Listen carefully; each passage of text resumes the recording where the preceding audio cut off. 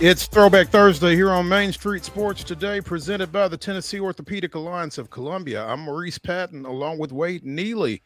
We'll be here with you for the next couple of hours discussing local, regional, and national sports topics and looking forward to doing so. And man, oh man, is there a lot to talk about. You would think here mid-January, there might be a little bit of a lull, but no, we got college football action coming up tonight.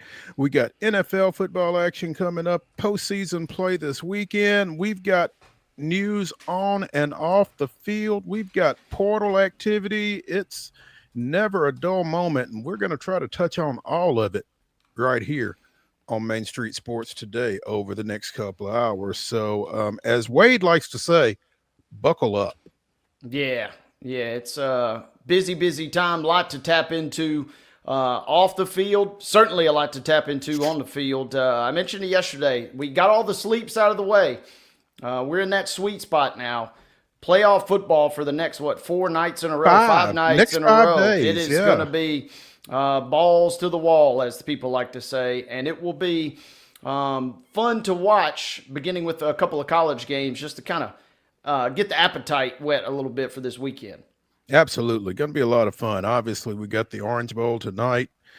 We've got the Cotton Bowl tomorrow. And then, like we said, we swing into 3 days of NFL Super Wildcard weekend. So a lot on the line for a lot of squads here over the next 5 days. And we'll be talking about all of it at some point here over the next bit. In the second hour, in fact, we will be joined by friend of the show, NUBYJAS WILBORN, talking a little Orange Bowl as Notre Dame and Penn State will kick it off in Miami later this evening. In the next segment, we will be joined by Santa Fe boys basketball coach Brad Slaughter on Coach's Corner. We have mentioned Alden Slaughter joining the 3,000 Point Club, one of 23 Tennessee boys high school basketball players to do so. Got to delve a little deeper into Alden and the Wildcats with Brad Slaughter here in the next segment. So looking forward to visiting with both of them. We'll be talking a little NBA because there was a pretty big game last night, as big as a game gets, I guess, on January 8th in the National Basketball Association. But there was a big one, and we will kind of touch on that a little bit. Again, we'll get into some NFL action as well.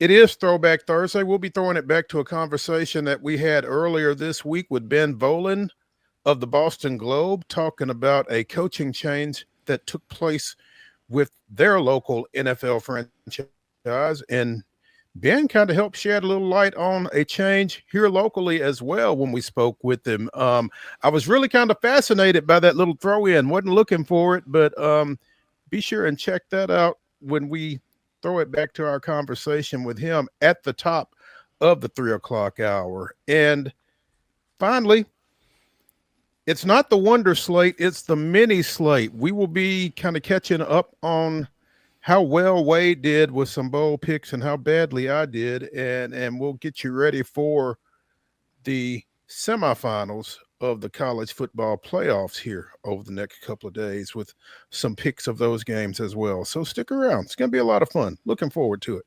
Yeah, I'm pumped. It is really, you got everything you could want and more, right? The Preds are at home this weekend. You got playoff action. We're going to be snowed in. Knocking on wood. Hopefully all the electric bills have been paid, and hopefully everybody's going to be safe and warm this weekend, because it's not necessarily a bad time to be snowed in, considering all the action we got on tap. Yeah, be sure you got batteries for the remote, because there's going to be plenty on the menu if you can see it. So yeah, a lot of fun, lot happening this weekend, and we'll be touching on and keeping an eye on all of it. So let's go ahead and get moving in that direction as we give you yesterday's results and today's schedule on the rundown. This is the rundown. Here we go, gang. Let's go to results from last night. Let's go to the hardwood girls high school basketball action. I want to bring you guys up to speed on some scores From Wednesday, it was Rossview defeating Clarksville Northwest 43-29. Sycamore taking care of Greenbrier 40-34. It was University School of Nashville 52, Hume Fogg 50. Close ball game there. Riverdale taking care of Clarksville Northeast 45-22. Boys action from last night. Rossview a 53-51 winner versus Clarksville Northwest. Hume Fogg on top of University School of Nashville 64-46. Riverdale completes the sweep of Clarksville Northeast. Boys winning that one 60-54. Men's college basketball from last night. Good win for Austin Peay. They take care of UNA 75-57. Hold up. That was women. Yes, women's basketball last night. It was AP defeating UNA 75-57. Also in women's action, it was Central Arkansas 86, Lipscomb 75. Men's college basketball action, it was Belmont slipping by Southern Illinois. Didn't cover the spread, but they did get the win, Mo. It was 90-86, favor of the Bruins. Somehow I think that's all Casey Alexander was concerned with. Most likely. High school basketball action this evening. Scheduled double headers starting with the girls at 6 o'clock. May want to double check, but it seems like the weather is going to be good here for the next 12 hours or so. So these are probably all good. Stewart's Creek is at Blackman. Brentwood Academy goes to Christ Presbyterian Academy. Independence is at Centennial. That game is moved ahead from tomorrow night. So that is accurate. Independence is at Centennial at 6 o'clock. Rossview is at Clarksville Northeast at 6. Fairview travels to Columbia Academy, a game that you can hear, right, Wade? Yep. On Pulaski Citizen Lot. Richland travels to Cornersville. Easel Harding is at Davidson Academy. Moore County goes to Eagleville. East Nashville hosting Hillsboro. Brentwood is at Franklin. Again, that game has been moved ahead from Friday night to tonight. Franklin Classical is at Franklin Christian at 6. Smyrna goes to Glencliff. Lebanon is at Green Hill. Hampshire is hosting Agathos Classical. Hunters Lane goes to Overton. Rockvale is at Laverne. Lead Academy travels to Lawson. Lipscomb Academy hosts Pope John Paul II. Trousdale County goes to Merrill Hyde. Summit is at Page. Middle Tennessee Christian goes to Providence Christian. Nolensville plays at Ravenwood in a game that is now at Riverdale rather than Giles County. The Lady Bobcats and Bobcats will travel to Riverdale. That's a 6 o'clock tip-off. Also at 6, Coffee County is at Siegel. Marshall County travels to Spring Hill. Columbia Central is at Warren County. Watertown hosting York Institute, and Hendersonville is at White House. Got some standalone games to bring you guys up to speed on. Tonight at 6 p.m., ladies action as Harpeth Hall heads to Innsworth. Valor Collegiate is on the road at Franklin Road Academy, and Father Ryan will be at St. Cecilia Academy. Boys basketball action. Don't have a start time listed, but we do show NBA traveling to Innsworth tonight. That should be a really good contest between those two rivals. Also at 6 tonight, you can catch the Tennessee Heat, who will be at Webb School. Women's college basketball. Double headers for most of these games, including Oakwood at Fisk. That gets underway at 5. TSU will be at Lindenwood. That game also underway at 5, and you can see it on ESPN+. At 5:30, a doubleheader between Delta State, who's at Trevecca, and Cumberland is over in West Tennessee at Bethel. Both of those doubleheaders, again, getting underway at 5:30. Also at 5:30 tonight, it'll be LSU at Tennessee. Should be a good one for the Lady Vols, trying to get a nice win at home. And you can see that one on ESPN+.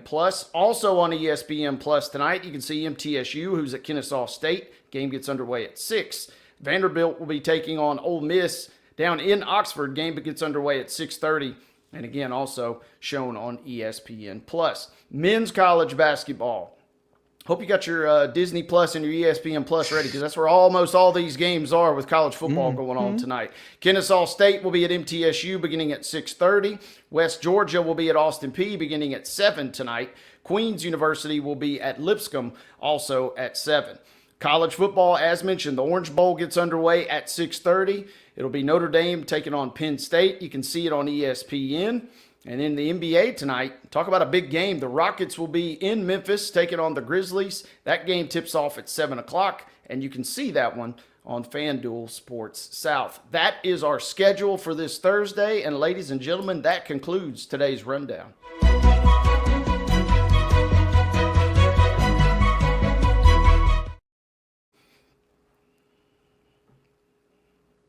fine folks over at Piggly Wiggly and Neely's Mill in Columbia. Be sure and check out their delicious daily deli lunch options available from 11 a.m. until 6 p.m. Also, their hand-cut meats and everything is cost plus 10% at the cash register. Piggly Wiggly, Neely's Mill, Columbia. Most of us don't get a chance at a dream job, let alone two.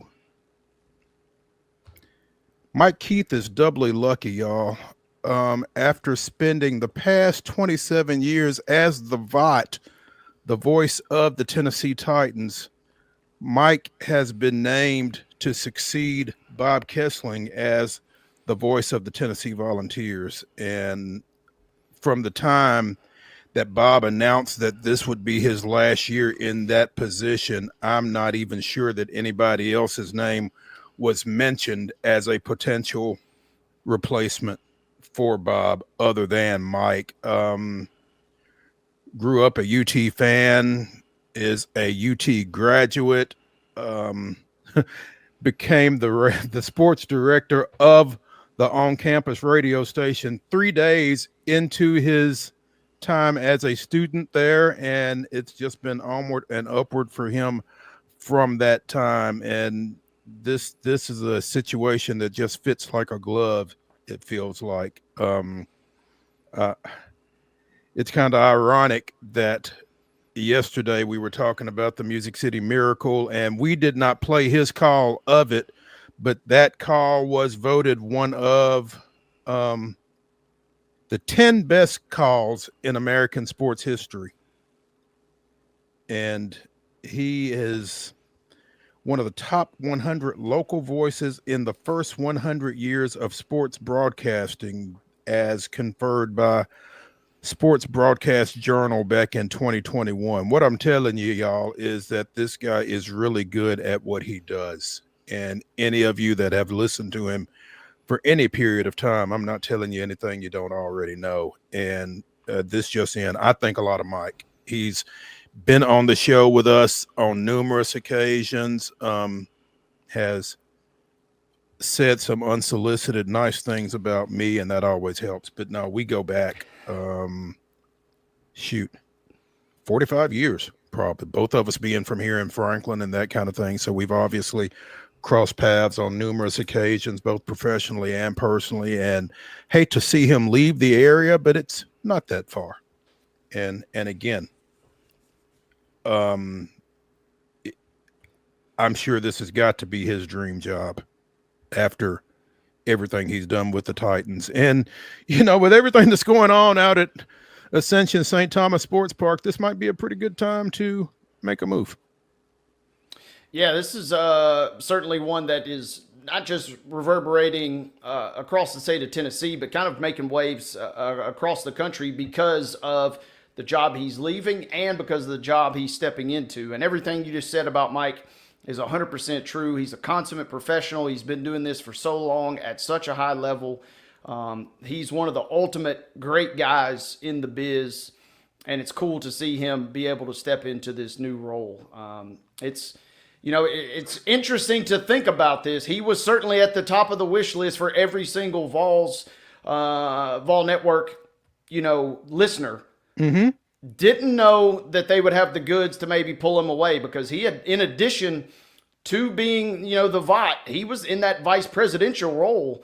He was doing a little bit more with the Titans than your average radio crew is kind of tasked with across the NFL. So he's leaving a very solid position, albeit the Titans not necessarily the most solid franchise at the moment, but he was leaving a very high position. So that also makes me wonder, the pull of Knoxville had to be very strong, but also, the details in the contract got to be pretty sweet as well. So it's got to be a win-win for Vols fans and for Mike Keith and his family.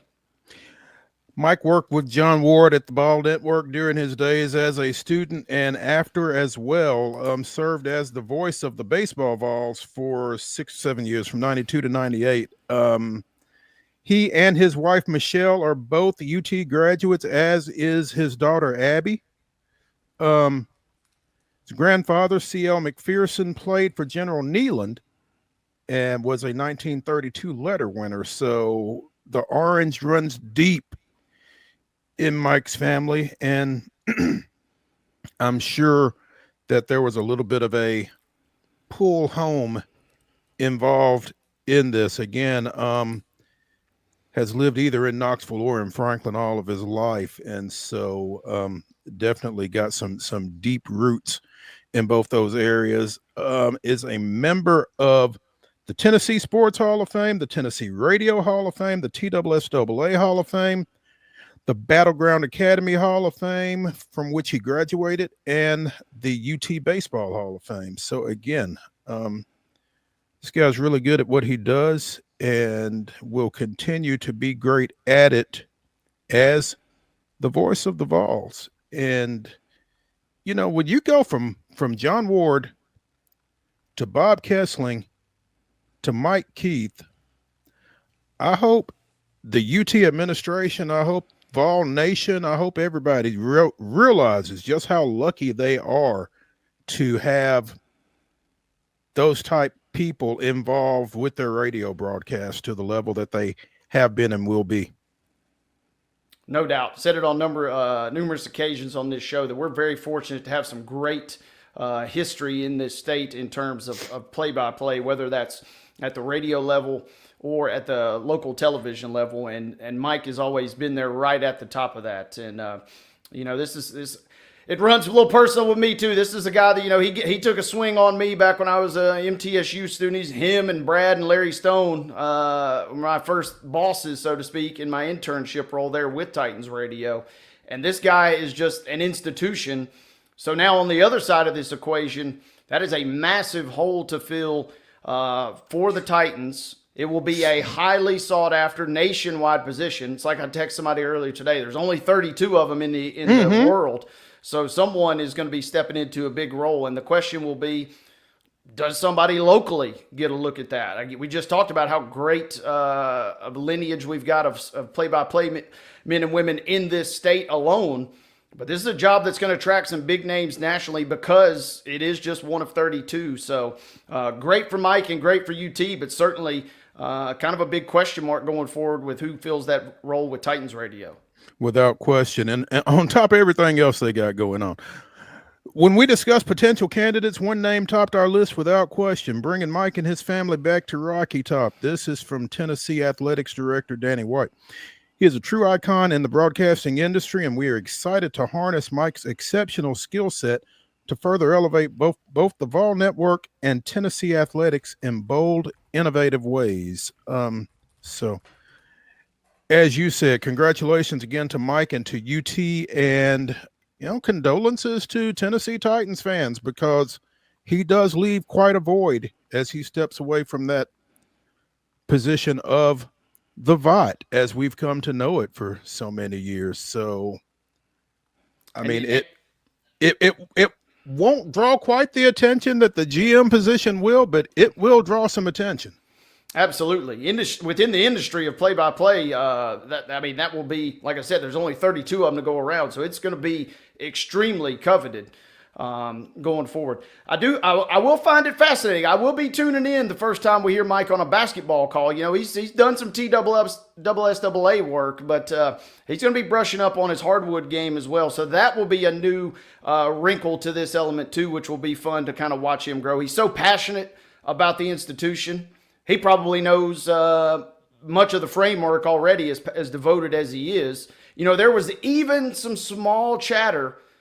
Some guys like Wes Durham and some others have been able to pull it off. There was some small chatter that maybe he continues both roles. Do both.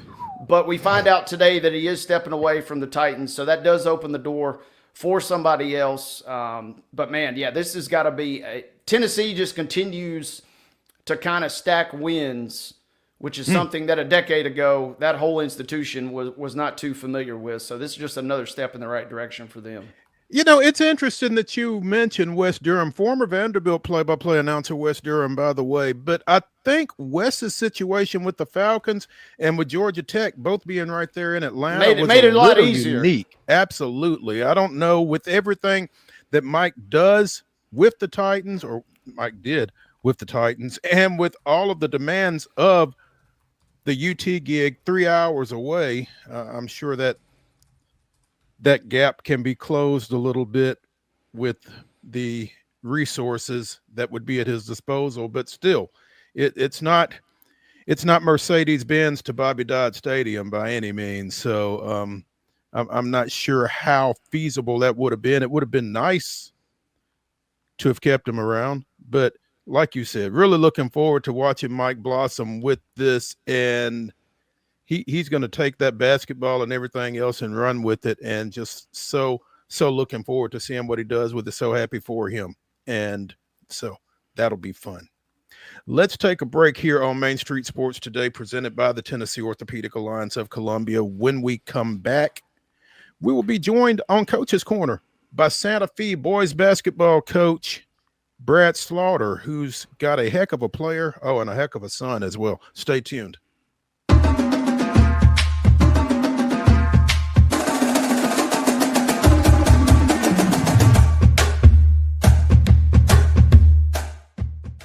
Whether you're an athlete or a weekend warrior, when it comes to your performance, don't settle for anything less than excellence. We're proud to announce that Mid-Tennessee Bone and Joint Clinic is now Tennessee Orthopedic Alliance of Columbia, where we are redefining sports medicine and orthopedics. Tennessee Orthopedic Alliance's team of expert sports medicine physicians understands the unique demands of your body. TOA Columbia specializes in personalized orthopedic care, offering state-of-the-art treatments for everything from sports injuries to joint replacements. Learn more at toacolumbia.com. Step into the Lionel retail store at Opry Mills, Nashville, and you'll be captivated by all the magic of the 123-year history of Lionel trains. Whether you're already a train enthusiast or just getting started, Lionel will energize your love for trains. NASCAR fan? Come check out your local Lionel station to learn all there is to know about model trains and die-cast NASCAR collectibles. Visit nashville.lionel.com or call 615-455-9399. Custom Stone Handler supplies over 600 distributors and suppliers with quality stone products. Along with River Stone, we produce and distribute over 100 building, landscape, and other bulk products. Our goal is to provide quality products, service, and partnerships to ensure our customers' success. We firmly believe that the measure of any person or company is how they treat other people and customers. Give them a call at 931-490-4990 or visit CustomStonehandlers.com.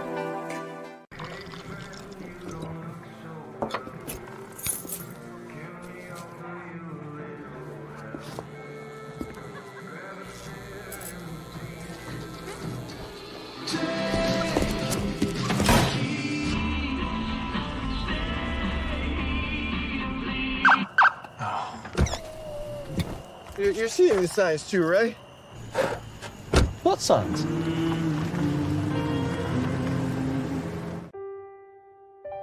This holiday season, the largest lantern festival in the country returns to Nashville Zoo. Experience more than 1,000 all-new, handcrafted lanterns, towering creatures, magical worlds, and a North Pole village. At the center of it all, the Smashville Ice Rink. Welcome back to Zoolumination at Nashville Zoo. Bigger, brighter, and better than ever.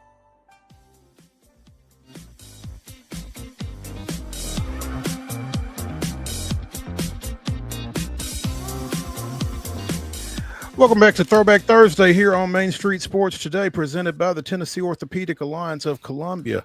That's Wade Neely. I'm Maurice Patton.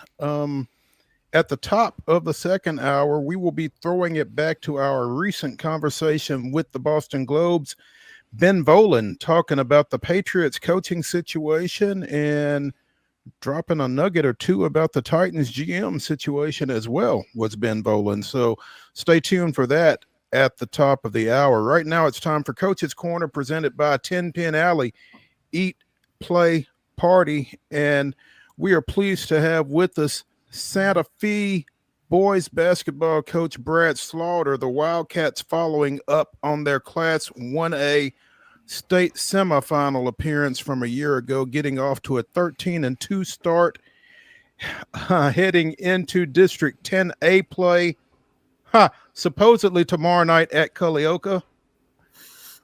Weather indications are that is not going to be the case. Is that accurate, Brad? Yeah, I think that's safe to say. No hard set date on when the makeup's going to be yet, but I'm confident it will not be tomorrow night. Well, let us know when you know, please, because I kind of had plans along those lines. But yeah, great season to this point. Again, 13-2, including a milestone last Friday night as Santa Fe senior Alden Slaughter became the 23rd player in Tennessee boys basketball history to reach 3,000 points. And he is now up to, I believe, number 17 on that list, going past, among others, former Vanderbilt standout former Vanderbilt standout Sam Howard, former NBA standout Anthony Hardaway, and ex-Kentucky legend Tony Delk, all here in the last couple of games.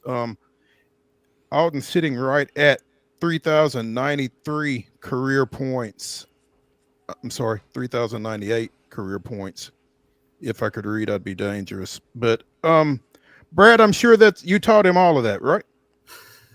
Well, we started from when he was old enough to hold a ball, that's for sure. But certainly won't take all the credit. His brother had a lot to do with that as well. But yeah, man, it's been a ride. I was actually pulling some videos, or actually my wife was. She found some old videos and was looking in the basement with me, him, and Andy when he was barely tall enough to get the ball between his legs and doing 2-ball handling drills. So. Yeah, he's been at it for a long time. I think I had a video of him in a postseason game, his 8th grade year, knocking down a 3-pointer late in the ball game right in front of y'all's bench and spinning and pointing at y'all before it even went through the net. He has never lacked for confidence. True. Yeah, man, thinking back on Alden, a lot of times trying to balance coach and dad, I've probably undersold his greatness a bit. So I promised I would not do that today. When I think about Alden, I believe he's the best Class 1A player in the state of Tennessee. He's and should be the Mr. Basketball 2025 winner, in my opinion. So he's when I think about Mr. Basketball, I think about career stats, individual stats, accompanied with team success. And I think he checks all 3 boxes. He's, obviously we just looked at what he's done from a career standpoint and scoring and season averaging right at 32 points a game, which is 3 shy of last season, or about 2.5 shy of last season. But he's taken 7 less shots a game and up in field goal percentage, 3-point percentage, free throw percentage across the board. And, he's a guy that, wins. He's from freshman year. He's had 20 wins freshman year, 25 freshman year, 20 his sophomore year, 26 last year, 26-6 last year, but 3 of those losses while he was injured. So, what he does for us, not just from scoring, but defensively, rebounding, he's a difference maker on the court every night for sure. Coach, you mentioned brother. I got to ask, how serious do the one-on-one games get at the Slaughter household? They were pretty intense. Until Andy was about 14 or 15, I wouldn't let him play one-on-one unless I was out there with him. Yeah. Safety standpoint. Yeah. But the truth is from about that point, 14 to 15, Andy really recognized what he could do and has honestly been his biggest fan and pushed him and wanted him to be better than him for quite some time now. That's what I've always been impressed by or fascinated by with brothers that are competing at a high level. It seems like the younger brother kind of picks up some extra tricks of the trade that maybe older brother didn't have at his disposal, and that competitive kind of has to creep in because you got to try that much harder to beat older brother when you're at a younger age, right? Yeah, for sure. And he's still never beat him, which Alden would tell you that's because Andy's refused to play him for 4 years straight. But Andy's still got it, and he's always pushed to be better. And I think he cares more about what Andy thinks about how he played after the game than he does anybody. So Big Brother still definitely has an impact. I love hearing that, and I love following you guys these last several seasons, which kind of I want to ask as well. I saw a lot of you guys last year. Haven't had a chance to see you up close this season, but what's different about last year to this year other than Alden obviously being 1 year older? I mean, just team maturity, I would say, is the biggest difference. We, and it's a good thing and a bad thing. I thought we had one of our best games of the season against Hittman County, a really tough Hittman County team, a couple nights ago, and won. And I go in the locker room and expect everybody to be excited, and they're just check the box, ready to get back to practice and back to work. So, it's good from a standpoint of everybody's humble and they understand that we got a really tough district, tough region, tough sectional to get back to state. And so we're just working hard every day trying to get better and, focusing on the things we need to improve on. So everybody's aligned with that.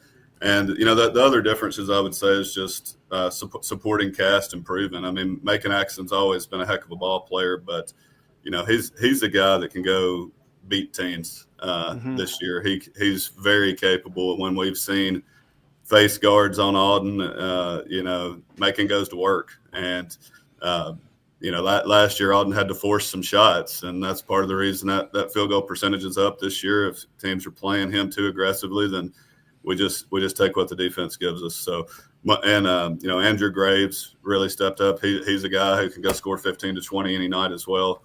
So more balance. Got some young guys as well. That sophomore group's pretty tough. We got, of course, Jack Slaughter starting, and TC Brady and Macon's cousin Carson Atkinson coming off the bench. That's all three of those sophomores can play. I don't know that they realize it yet, but those guys coming along can really help us from a depth standpoint as well. We didn't have nearly the depth last year as we do this year.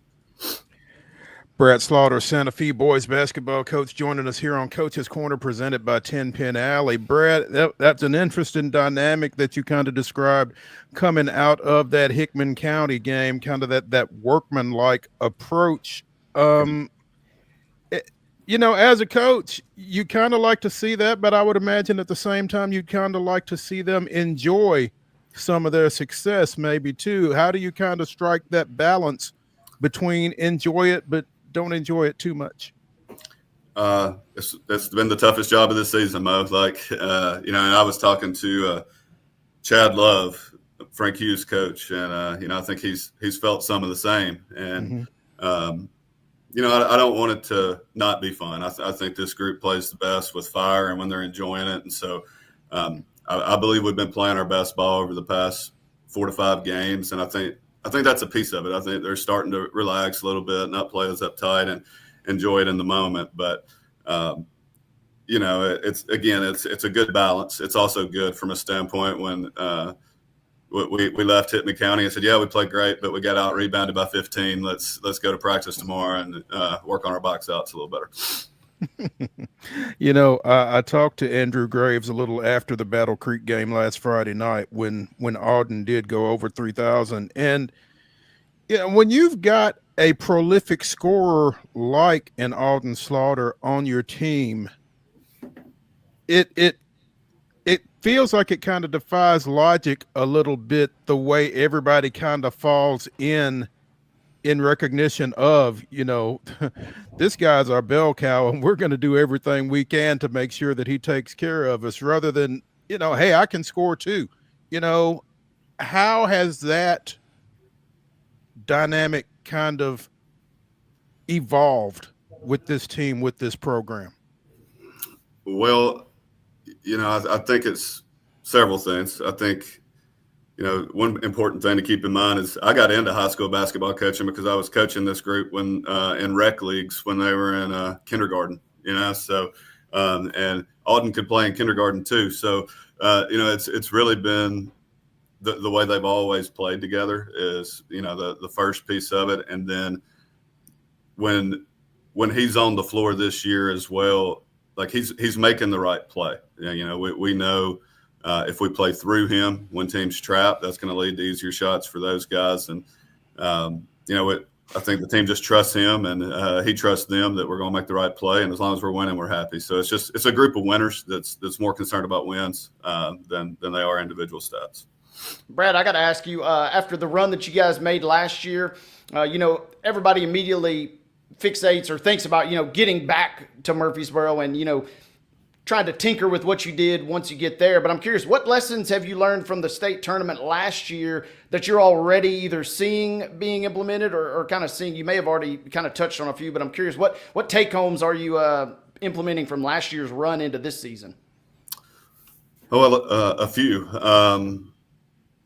Hand signals for play calling. When it's loud and yelling out plays across the gym doesn't work. We're better at communicating plays to the team when it's in loud environments. We've worked hard on that. Macon does a good job of, looking at me, getting the signals and communicating to the team. That's offensively and defensively. We've worked on that.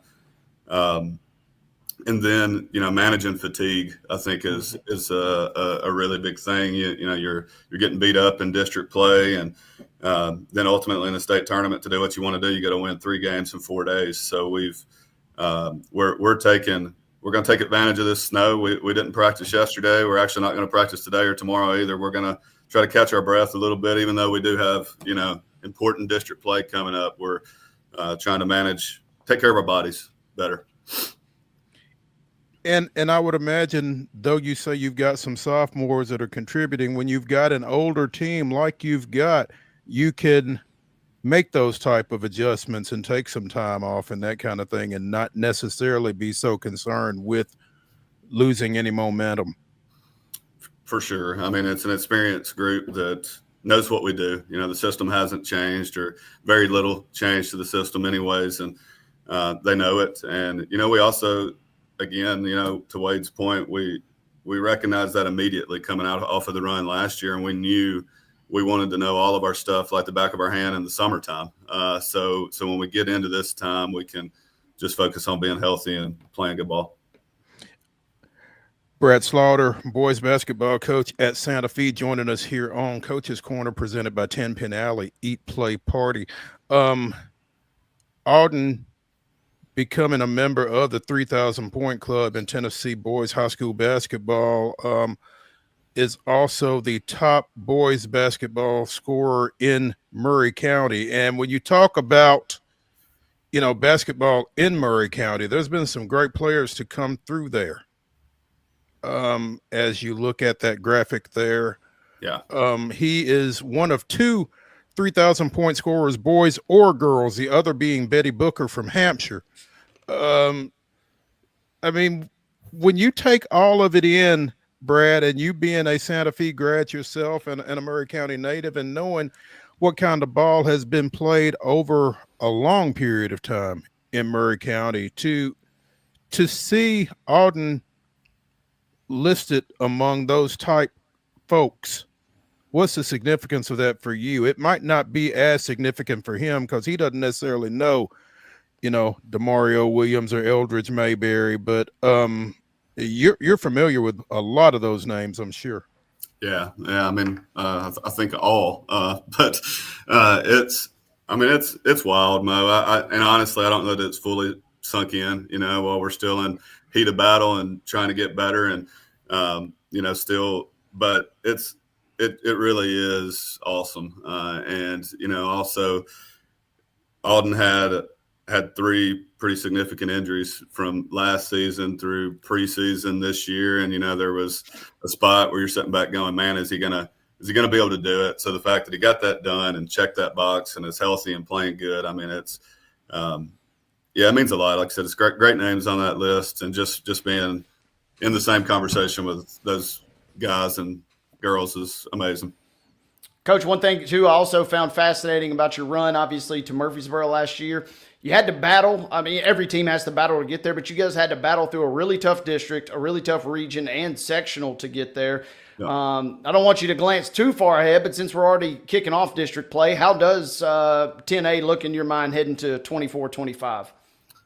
It's tough. I think Cullioca's playing really good ball. Cornersville's playing good. I believe somehow Richland is even better than last year. I thought losing Gage would have more of an impact, but not surprised. Lovelace is a good friend and an awesome coach, and he's he's got those boys playing top-notch ball. And then you got Eagleville over in 9 that's really tough. We've played them 5 times over the last 2 years. We've won 2, lost 2, and had one that had to be stopped in the third quarter that was a tie game. So I'd say our matchup is dead even with those guys. I think we play them 10 times. We win 5 of them. And so it's a tough district, and it's critically important to win it. You really, from going back to state, which obviously is what we want to do, but several other teams want to do that too. But you want to avoid Eagleville as long as you can, and so winning the district, puts you. We don't have to play those guys into the regional championship. So theoretically, it's tough. Yeah, theoretically. And Coach, that's one thing I've been impressed with you guys during this stretch here, these last 4 or 5 years, is it would be real easy for a smaller school to play a really easy schedule and just, rack up 25 wins and then get bounced in the first round or 2 deep in the postseason. But I've been impressed with your commitment to a non-conference schedule to kind of get you ready. And I think we saw some of the fruits of that last year. It seems like another loaded slate this season in terms of non-district or region play. Yeah, I was, but before November tip-off, I was questioning my sanity a little bit. I thought I might have bit off a little too much, but I'm so glad we booked a really tough schedule. I'm confident it's made us better. We've, Lawrence County, Hickman County, Summit, even the loss to Summit, I'm really confident, we left a better ball team on that. So, to get better, you got to play great teams, and we know we're going to have to do that to get back. When we spoke about Richland and Eagleville, but you got Wayne County, Frank Hughes. Yeah. I think you could argue that 5 of the top 10 teams in the state are on our side of the sectional road to get there. So you better be playing good teams because you're going to have to get back. Mm-hmm. Brett Slaughter, boys basketball coach at Santa Fe, joining us here on Main Street Sports Today's Coach's Corner, presented by 10 Pin Alley Eat Play Party. Brad, appreciate you taking some time with us. And again, keep us posted on how that schedule shakes out with this expected inclement weather here over the next 24 hours. And we'll be keeping up. All right. Thanks, guys. All right. Thank you, Brad. Hey, before we dip out of this segment, want to give out some awards, our weekly awards, our Custom Stone Handlers In to Win Life Team of the Week this week is the Summit Boys basketball team. They have extended their win streak to, it is now at 5 games following a win Tuesday over Ravenwood. They extended it last week with a 48-42 victory over Columbia Central. That was their 4th win in their last 4 outings. Again, they have now won their last 5, heading into tonight's district matchup up at Page. So the Summit Spartans are our Custom Stone Handlers In to Win Life Team of the Week. Outside of the military, there is no greater team building function than athletics. Custom Stone Handlers invites you to get in the game. Congrats again to the Spartans. And our Tennessee Orthopedic Alliance of Columbia athletes of the week, because they're not always players. Sometimes they are something else. But our athletes of the week, and we have 2 of them because we did not have one last week. But obviously, Alden Slaughter going over the 3,000 point mark for his career is one of our TOA athletes of the week. And the other is, and I am looking for him here, our other is Mount Pleasant's Jakari McClure, who in the Tigers only game last week posted a double-double, 27 points, 12 boards, also had 4 steals. Mount Pleasant defeated Community 65-46 on January 3rd. So Alden Slaughter, Jakari McClure are our TOA athletes of the week this week. Congrats to both of them and to the Summit Spartans. Again, our custom stone handlers and to Win Life team of the week. Let's take a break here on Main Street Sports Today. When we come back, we will talk. Well, we'll get into the grab bag. Let's see what we pull out. Stay tuned.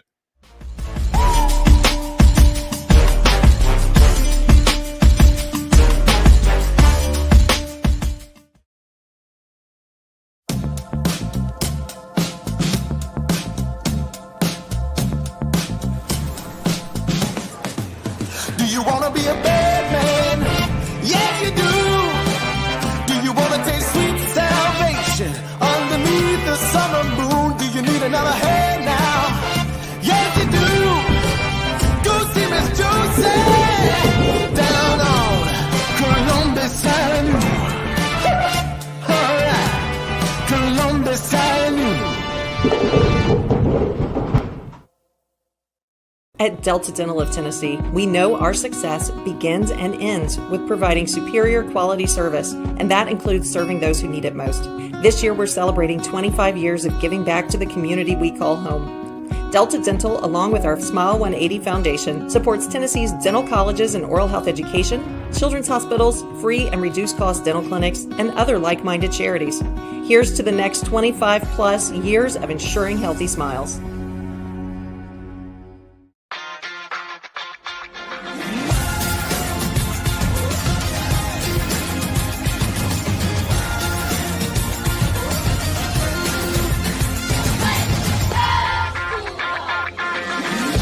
Whether you're an athlete or a weekend warrior, when it comes to your performance, don't settle for anything less than excellence.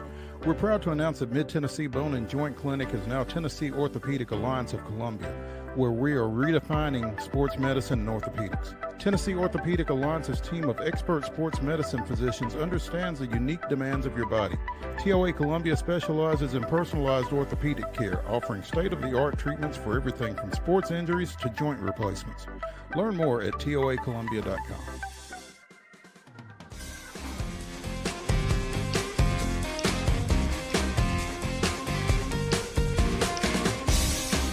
Throwback Thursday continues here on Main Street Sports Today, presented by the Tennessee Orthopedic Alliance of Columbia. I'm Maurice Patton.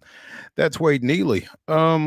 We spoke yesterday with Landon Sechrist about a huge January 8th National Basketball Association matchup as Oklahoma City took a 10-game win streak into Cleveland, which was on a 15-game win streak. Am I getting those right, or is it reversed?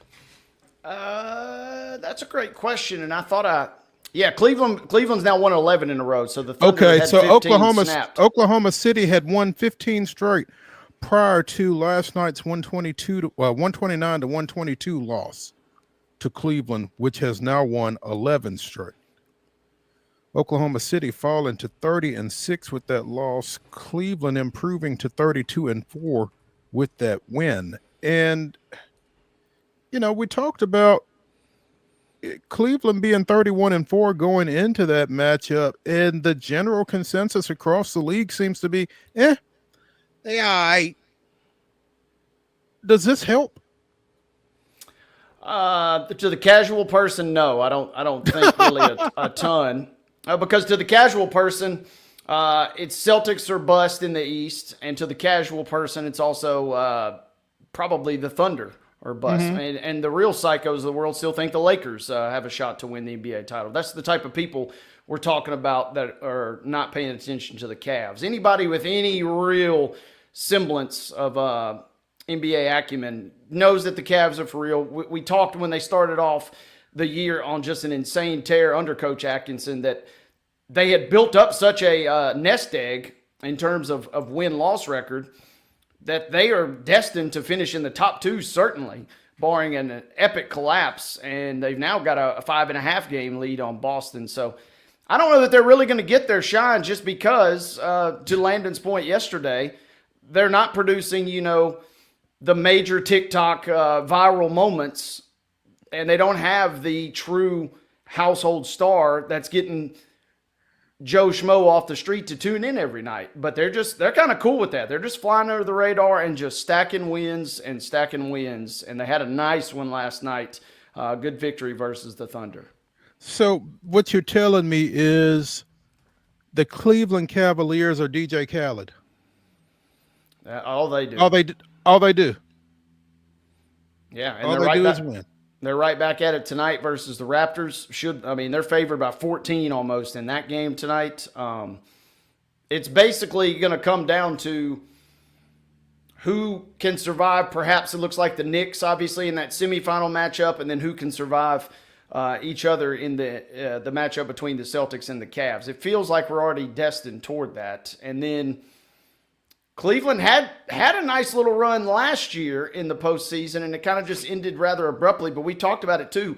With Garland coming back, beefing back up after the jaw injury last year, it seems like the missing piece of the puzzle. And, man, they have really benefited from kind of him improving his play, but also Atkinson coming in and coaching his tail off there. Another night, another marquee matchup. Houston goes to the FedEx Forum tonight, taking on Memphis in a Southwest Division clash. Houston 24-12, Memphis 24-13. I don't know that anything necessarily gets proven out of this, but certainly something to keep an eye on tonight, you would think. Yeah, this will be a fun one tonight. And Memphis is kind of in that same boat. When Morant's not playing, they're kind of just somewhat flying under the radar. They're surgical offensively these days, and that's kind of scary because, again, they haven't played for a sustained portion with everybody healthy at the same time. Bane's been out for a little bit right as Ja gets back. Ja's been out for a little bit right as we see G.G. Jackson going down. So, it's been kind of speaking to the depth. Landon said as much yesterday. The depth of that team has been impressive. And then Houston just flat out fun to watch. They had a real renaissance last year, but there's no way that they could have made up as much ground in one season. So this is the year that they're kind of planting their flag, so to speak. And it'll be a fun game tonight. I'm looking forward to catching some of it as soon as PCL wraps up. It's kind of crazy. Again, Houston 24-12, Memphis 24-13. They are the number 2 and the number 3 teams in the Western Conference, behind Oklahoma City at 30-6. The Thunder 6 games clear of everybody in the West. Of course, the same could be said for Cleveland. They're 5.5 up on Boston. It's wild this early in the year that you're talking about that kind of margin at the top. Yep. First visit to Memphis this year. Houston won on the second game of the season by about 20 points. But this is an interesting swing for the Grizz coming up, Mo. Get ready for this.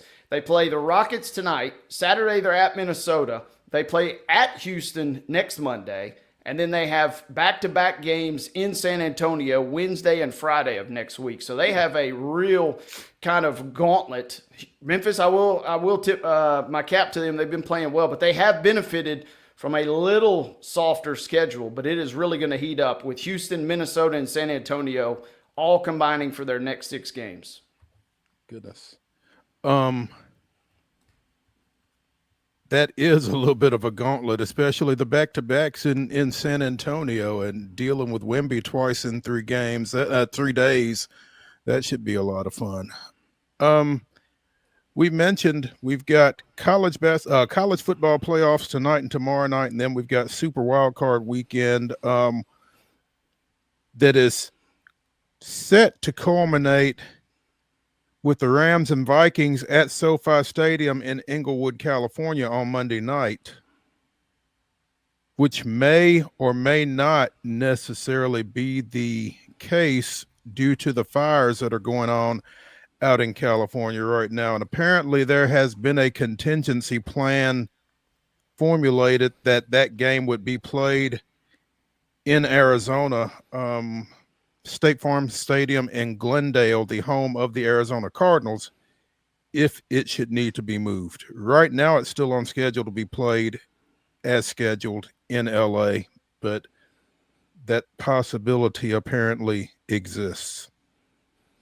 So. Yeah, and obviously some scary stuff we're seeing out of there, and certainly our thoughts and prayers to go out to everybody that's being impacted, because it kind of feels like we're trending in this direction. The Lakers and Hornets already announced that game is off. The Kings are getting ready to push one of their games back on the ice. So, I mean, it feels like we're going to get this game moved, and perhaps rightfully so, not just because of what's physically going on, but also because, that's a community and a region that's dealing with a lot more than sports right now.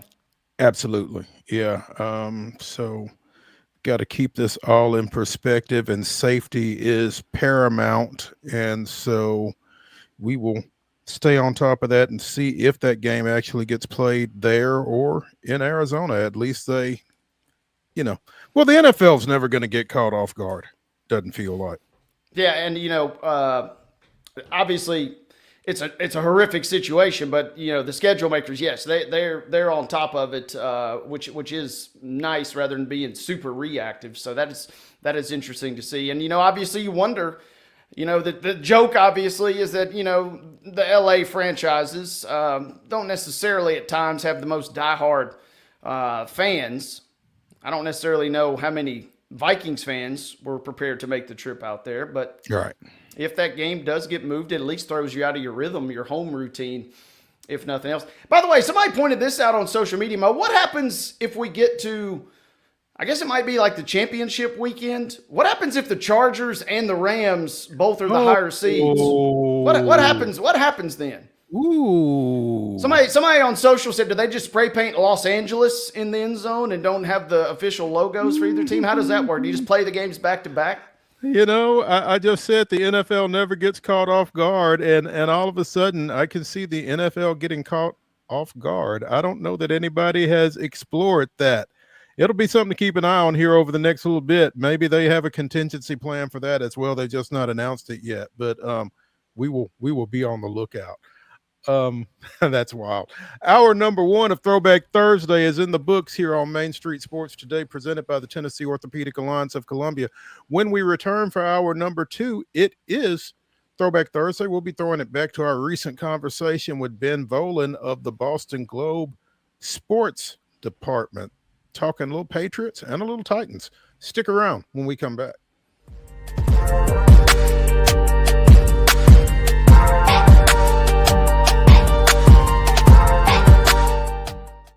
Hi, I'm Dr. Vilay Saisuka, CEO and founder of Premier Foot and Ankle Centers of Tennessee here in Murfreesboro.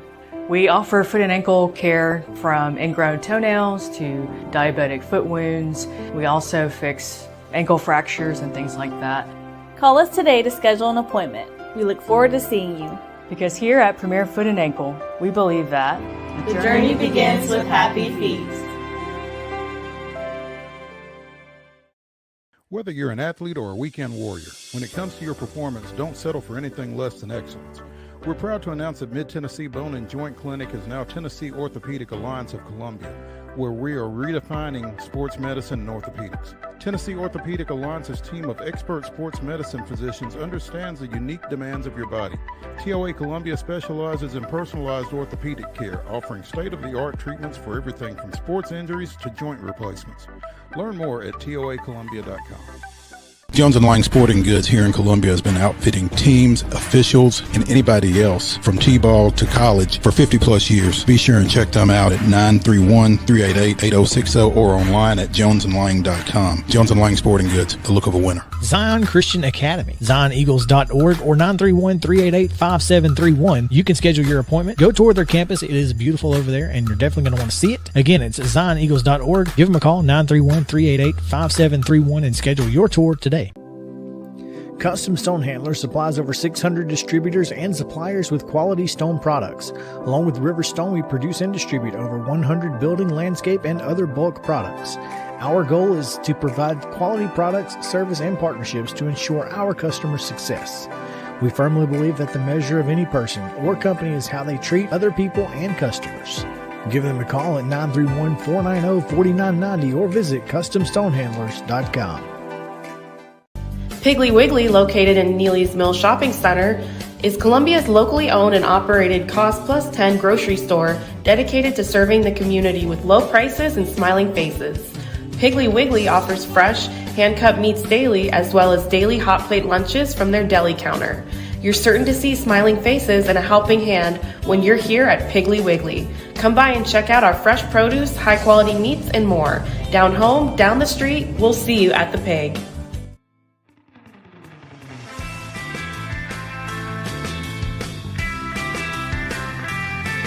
Right now, we're pleased to be joined by Ben Volen of the Boston Globe because, again,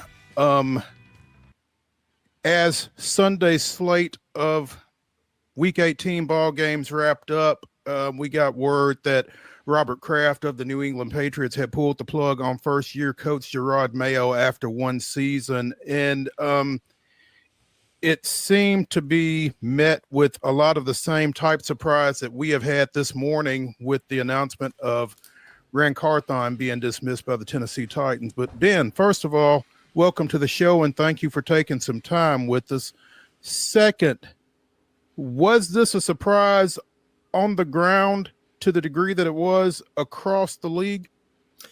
I'd say the biggest surprise for me, and thank you for having me on today, the biggest surprise for me is the swiftness in which it happened. About 80 minutes after the game ended is when reports emerged, and so it obviously happened right after that. I think it happened probably about 4:45, and the game was over at 4 o'clock. So they didn't even make it to Black Monday with Gerard Mayo. It was off with his head as soon as the game ended.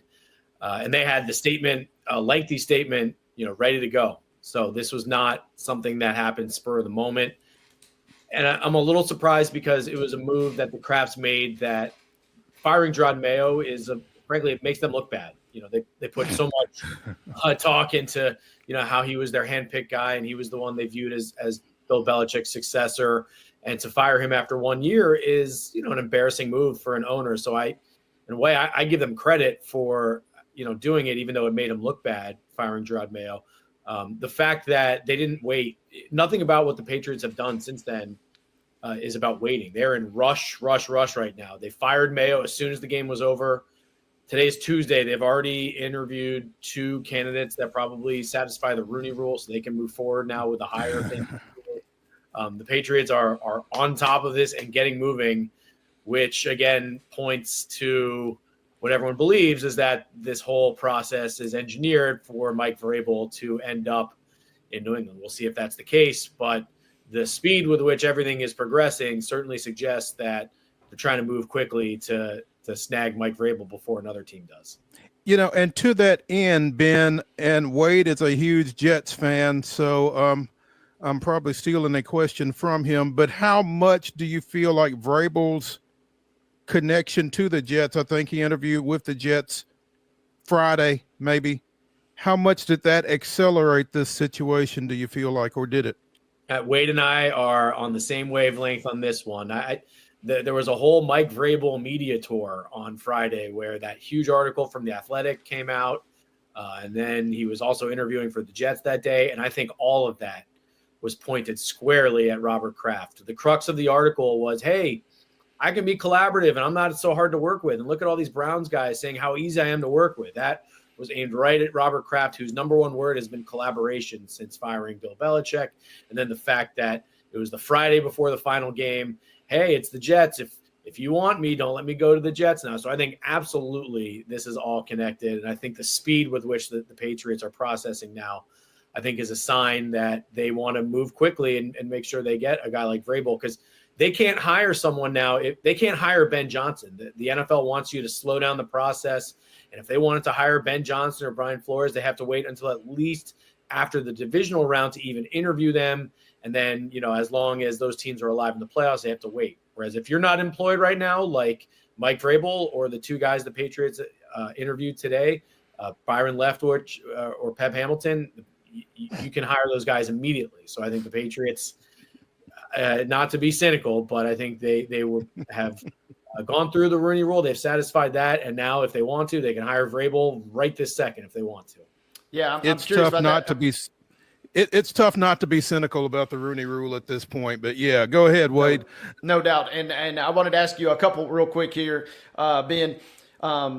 It's interesting we're bringing you on today. We're talking about our own general manager situation. What's the latest with the Patriots and their GM? Is Elliott Wolf kind of going to remain in that role after it seems like he was the de facto GM for the franchise this year? Well, I think he's going to be sticking around probably at least through the draft. Robert Kraft was a little cagey about the whole thing. He said Elliott Wolf and his number 2 guy, Alonzo Highsmith, will be involved in the interview process. But his answers were very brief, and it did not create the most, it didn't show the strongest faith in Elliott Wolf. I think he's going to be sticking around. I wouldn't be surprised if he even stays through the season. It'd be weird if you let the guy handle your draft and then fire him right away. But I also wouldn't be surprised if they brought someone else in that quietly became the shadow general manager, or if this ended up 2025 just ended up being the phrase is escaping me right now, but like a dummy year, and they just get through the year and then they bring in the guy. I've been hearing Mike Vrabel rumors for 2 years with the Patriots, and the other rumors I'm hearing are that the Crafts love Nick Caserio, the GM of the Texans. So like maybe that takes another year to unwind everything, and the Patriots don't get their dream scenario in place until maybe 2026. But Elliott Wolf, I don't think, is on the most solid ground, but I don't think the Patriots are going to blow him out because there's just so much work done with the draft and the offseason and everything. But I don't think he's on the firmest ground. I will say, too, with your guys, with Rand Carthon, I don't know how much this really adds, but I can say this wasn't a spur of the moment type thing of firing Rand Carthon. I've actually been hearing for like over a month now that he was in real trouble. And that, someone's like, yeah, the analytics guy is the one who's got the owner's voice now. And I believe that's Chad Breaker, who became in charge today. So this was not something that, was decided. I don't know if it's the right decision to move on from Rand Carthon, but this is not something that happened overnight. This is something that had been heading this way now for at least a month, if not more. That sounds about right, given the state of Nashville these days. And Ben, the other part I was going to ask you too, with kind of Wolf in the mix, what is the Patriots' plan should things disintegrate with Vrabel? Do they just immediately pause and wait for some of those guys in playoffs to kind of become available? Or what's their pivot in your mind? I mean, it does seem like there is only one logical conclusion right now, but it does seem like maybe they are going to do a full search. Maybe they are, because there was a report yesterday that they have put in a request for Ben Johnson. I mean, I think if they're interviewing Mike Vrabel, I think they've got to interview Brian Flores, another guy who's a former longtime Patriot. And I think actually did pretty well, especially his last 2 years as the Dolphins head coach. And then now has been doing fantastic as the Vikings defensive coordinator. So I would think Brian Flores would be on their list. And then who knows? I mean, if they're really willing to open it up, they should be looking at Cliff Kingsbury. They should be looking at Liam Cohen. Some of these offensive coordinators who can maybe get the most out of Drake May. But man, it really does seem like Vrabel's the target. And then, offensive coordinator, maybe Josh McDaniels comes back, another guy who's currently unemployed. I think still has a great relationship with the Patriots. So I don't know. It does seem like the wheels are in motion to put kind of Vrabel back, and then we'll see if the other pieces fall in place too with Josh McDaniels and Nick Caserio eventually. It really doesn't sound like there's much of a plan B, though, does it, Ben? It really kind of feels like Vrabel or bust in this situation. Well, we'll see. Maybe that's just all of us on the outside just kind of making some logical assumptions, I guess. I mean, the speed with which they're conducting everything this week, to me, only further adds, to the signs that they're going all in on Vrabel. Because there's no need to do this quickly if they're really going to do a thorough, drawn-out search. And the Crafts have never, I don't think since Pete Carroll in 1996 or 1997, had they hired a guy from the outside. They knew they targeted Belichick. They had a previous relationship with him, and they targeted him. They targeted, they totally skipped the process last year and elevated Gerard Mayo without interviewing anyone. When they've needed offensive coordinators the last couple of years, they've reverse engineered it when they knew who they wanted, and then they filled in the pieces backwards in the interview process. So they've always been a relationship team, which again, it would be very out of the ordinary, out of their DNA for them to hire a head coach who they just had no relationship with. Ben Volen of the Boston Globe joining us here on Main Street Sports Today, presented by the Tennessee Orthopedic Alliance of Columbia. You can follow him on Twitter at Ben Volen, Volin. Am I pronouncing that correct? It's not Volin or anything like that. Okay, great. No, I say it rhymes with stolen, so you got it right. Other than be in the wrong place at the wrong time, did Gerard Mayo do anything to warrant his dismissal after one season? Well, I do feel a lot worse for Mayo now that he has been dumped and he is one and done. I look at it as he shouldn't have had the job to begin with. He was not ready for the job. He was taking over a roster that was the worst in the NFL. He didn't have one of the biggest drawbacks to Mayo is he'd never been outside Foxborough before. He's only been a coach for a few years, so he didn't have the network of people. And they really relied on Elliot Wolf to fill out the staff. He was elevated to a job that he just wasn't prepared for. It was a bad situation, and they didn't give him any assistance on the coaching staff. There was very little experience. First-time coordinators on both sides of the ball, a first-time GM, new coaches, everyone in new jobs all at once. It was a very difficult ask. That said, Mayo didn't do a whole lot, I don't think, to warrant a second year. And I fall on the side of I think the Crafts just had to rip off the Band-Aid and make the move. His decision-making on fourth down was just maddening, so conservative. No one loved to punt on 4th and 1 from opponent's territory more than Gerard Mayo, or against you guys, against the Titans, go for 2 at the end, go for the win. Instead, he kicks the extra point. They lose in overtime. Just weird decisions all year. Poor messaging from the podium. It became a running joke. Every Monday he was walking back something that he said or had to apologize for something that he said. So it was a bad fit from the start. And I feel for him now. It's going to take him a little while. This move, it kind of sped up his trajectory, and now he kind of crashes. And he doesn't, like I said, he doesn't have that network around the league, so he's going to have to find someone to catch on with. If he had just taken a more normal route, like go defensive coordinator, wait a few more years, perhaps this would have worked out better for him, this opportunity. So I feel for him in that sense, but I just kind of feel like he got a job that he wasn't ready for. And I think the Crafts, they were willing to give it a shot for 1 year, but I think they're probably right to move on, and now that they've got a golden asset in Drake May, I think they need to get him better, more established coaching. That said, how did he get the job? The Crafts did promise him, in contract to be the coach in waiting for Bill Belichick. They added that. Why?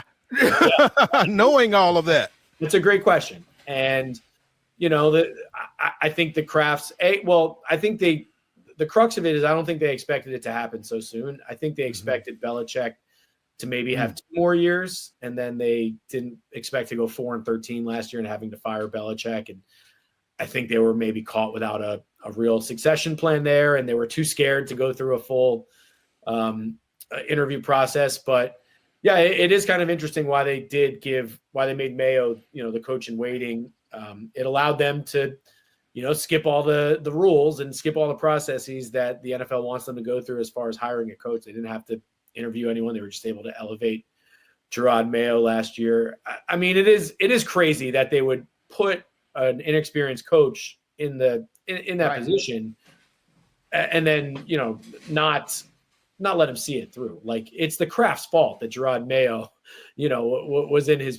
It all goes to the Crafts. Like, it's not Gerard Mayo's fault that he was inexperienced. So, it is crazy that they didn't let him see it through longer, give him a little more, a little more leash in that sense. But at the same time, I do think for the best move for the organization, it was going to be a tough sell to bring Gerard Mayo back. The fans are ticked off. They were booing the team for winning the game the other day. I think fans were canceling season tickets left and right. And if you brought Gerard Mayo back, that was going to be a tough sell. So I think the Crafts, they pretty much had to make the move. Yeah, Ben, what does that say about ownership? We see this so many times. The ego kind of gets in the way. And I found it kind of interesting for as prideful of an ownership group with the Kraft family and the organization they did pull the plug on a guy that they hand selected. I thought that was an interesting dynamic in this whole situation. They were willing to have some egg on their face today to maybe ensure some success down the road. It seems like. I agree. I give them credit for making in a weird way. I give them credit for it. Right. Yeah, because it does make them it does get egg on their face a little bit. On the other hand, though, as I said, it would have been worse for the business, I think, if they kept Gerard Mayo. I think the fans were done with him. They wanted they need to, keeping Mayo would not have been an exciting thing for the franchise, and it would have, I think, really hurt. This team has not had to worry about season ticket sales, but with the direction of the franchise, I think. I heard from several who were like, I'm done with this. And I heard stories about the full court press the Patriots were putting on fans the other day for season tickets, bringing them down to the field pregame and allowing them to sign up for tickets without deposits and things like that. So yes, it made them look embarrassing, but I still think it was the least, it was the best move for their business. And it was the move, like, the Krafts are businessmen first, and they're going to do what's best for the Patriots in that sense. So if keeping Mayo would have done that, then they would have done that. But, not only did they put him in a bad spot, but, the firing too is they did not show him a lot of respect. They blew him out Sunday immediately after the game. They didn't let him address the team on Monday morning. Doug Peterson of the Jaguars addressed the team after he got fired on Monday morning. They didn't let Gerard Mayo say goodbye to his players. They didn't let him, give one last press conference or anything like that. Just very quickly kind of brushing him aside. And when Jacksonville makes you look worse, that's probably not a good sign either. No, it's not. So, and if this thing, once again, if this is all just reverse engineered to put Mike Vrabel as head coach, I think fans will be happy with Vrabel, but again, it'll be a sign that the Krafts really haven't learned anything, and that, they're still just kind of stuck in their own ways and treating the Patriots like a family business. And whatever happened to the Patriot way? I think it was really the Brady way, and it was the Brady and Belichick way. And it worked when, you had a coach who was really on point and on top of his stuff, and he had a quarterback who was willing to be chewed out. And I think that's always been such an underrated quality of Brady. And one reason why the Patriots stayed together for so long was he was willing to get chewed out in front of the team and to just be one of the 53 guys. And it really helped everyone else fall in line when they see Tom Brady getting chewed out or Tom Brady running a lap or whatever. And Brady put up with it for a while. In the end, he got sick of Belichick always chewing him out, and that's what led to the divorce. But for 18 years, he took it. And I think that's why there was a Patriot way. Now there's no Patriot way, and they're looking to, reestablish any sort of culture within the building. But, now it's going to be 3 head coaches in 3 years, 5 offensive coordinators in 5 years. They're now the Jets. They're now one of these franchises that's just cycling through coaches all the time. And at least they look like they found one, if not maybe 2 quarterbacks with Drake May and Joe Milton. So at least they're on decent footing moving forward, because looks like they do have a quarterback. With all of that said, with regards to Bill Belichick, Ben, we'd be remiss if we didn't ask you what your reaction was to him getting the North Carolina job, and now maybe a month or so removed from that actual announcement. What are your expectations for that situation? Yeah, I mean, I was not surprised that he didn't get an NFL job because, just his age and his kind of grumpy persona. It's a tough sell in today's NFL. Coaching is a young man's game. Coaches are 38 years old now. So when he didn't get interest last year in the NFL, I wasn't shocked to not see him get interest. I was a little surprised to see him, take a job like UNC. Like, that's not exactly a blue blood college football program, but I think that's the caliber of program that, is willing to hand over, authority to a guy like Bill Belichick. But then once we saw the contract, like, he clearly has, one eye on the NFL still. And if an NFL opportunity came up, the buyout, even this year, if an owner right now wanted Bill Belichick, his buyout to UNC is $10 million. An owner would pay that, and then next year, starting in next year, it drops to $1 million.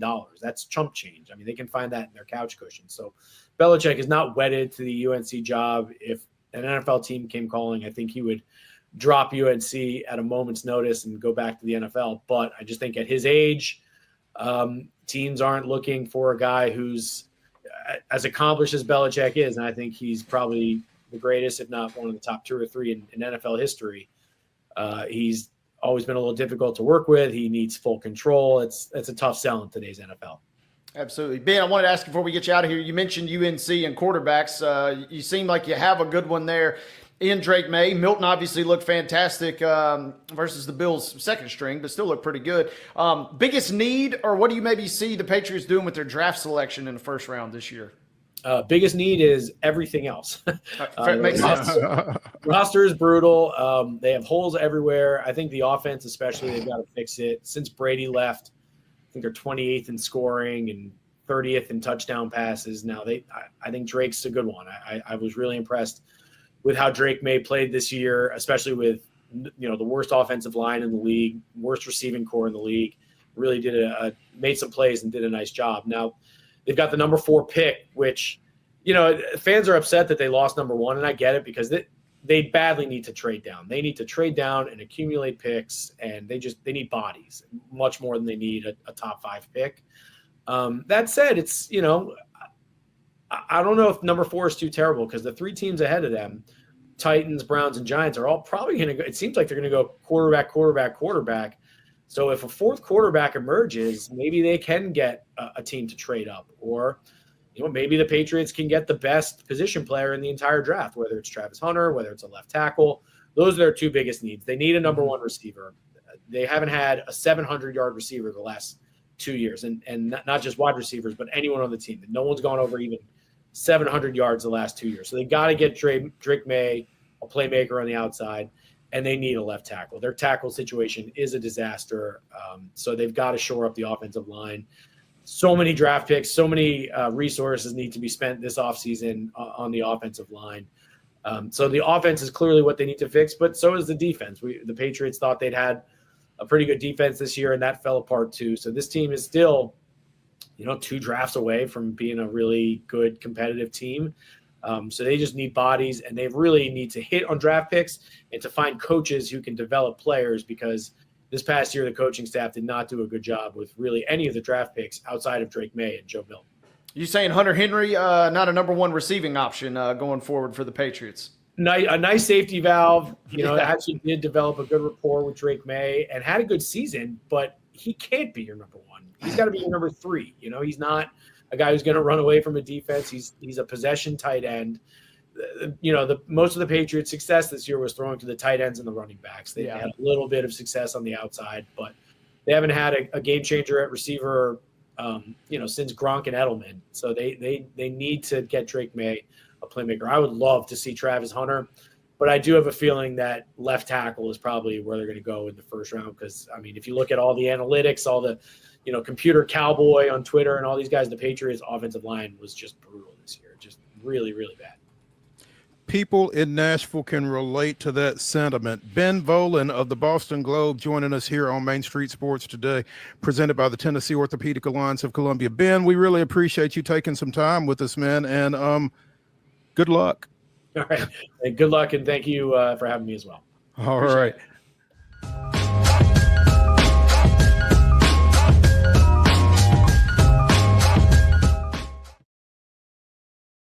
Hi, I'm Riley, a certified physician associate here at Premier Foot and Ankle Centers of Tennessee. We have a couple locations, Murfreesboro, McMinnville, as well as Franklin. We treat people of all ages. We're excited to get you back on your feet and hope we can help you today. Call us today to schedule an appointment. We look forward to seeing you. Because here at Premier Foot and Ankle, we believe that the journey begins with happy feet.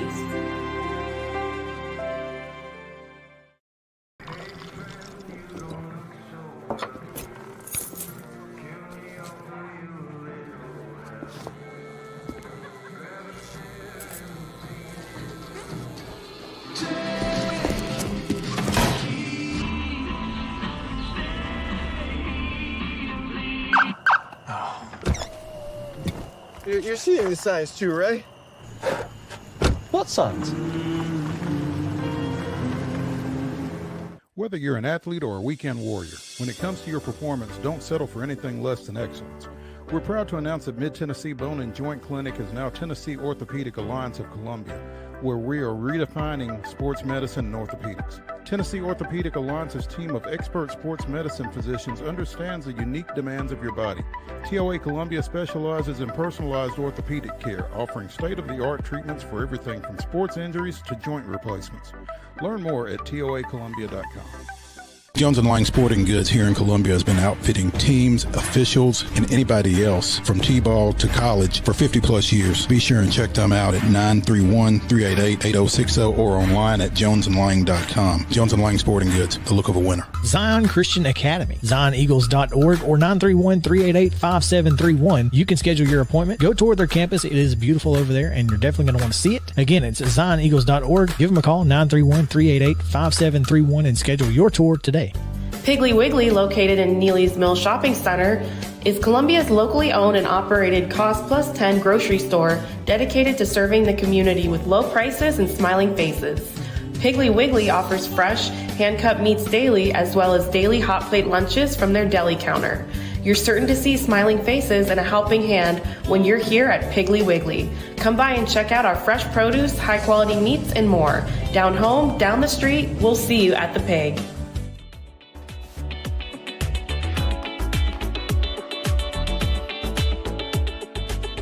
Thursday continues here on Main Street Sports Today, presented by the Tennessee Orthopedic Alliance of Columbia. I'm Maurice Patton along with Wade Neely, and we are joined now by friend of the show, college football writer, pro football writer, does it all, does it well, NUBYJAS WILBORN. Giving us some thoughts heading into tonight's Orange Bowl matchup between the Penn State Nittany Lions and the Notre Dame Fighting Irish. NUBYJAS, good afternoon. Man, shout out to y'all, man. By the way, I didn't realize that the Piggly Wiggly was still a thing, man. So shout out to that. Oh, come Rolling, on now. baby. Yep. The You big sleeping pig. on us a little bit, man. Hey, man.